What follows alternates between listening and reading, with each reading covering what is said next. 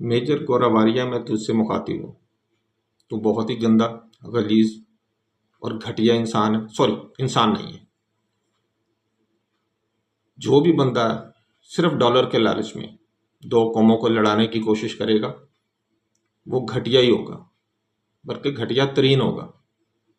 तेरे माँ बाप ने कितने चाव के साथ, कितने लगन के साथ, कितने प्यार के साथ तेरा नाम गौरव आर्या रखा होगा, और इंडियन आर्मी ने भी तुझे रखा होगा। शायद लगता नहीं है कि वैसे इंडियन आर्मी ने इतना गधा पाला होगा, लेकिन अब तू अपने नाम के साथ मेजर लगाता है, तो अब हम क्या करें? इंडिया की आर्मी को भी अब कुछ ना कुछ तो अब कहना पड़ेगा ना, कि जो इतने इतने गधे पाले हुए हैं, इतने खच्चर पाले हुए हैं, इतने फजूल किस्म के लोग पाले हुए हैं।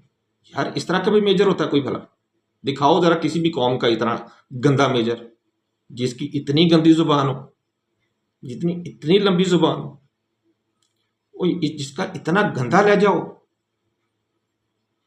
तेरे माँ बाप ने अगर तेरा नाम गौरव आर्या रखा था, उनका कसूर नहीं है भाई।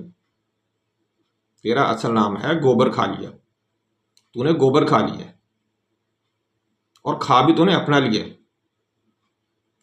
इसीलिए तेरे मुंह से जहर निकलता है।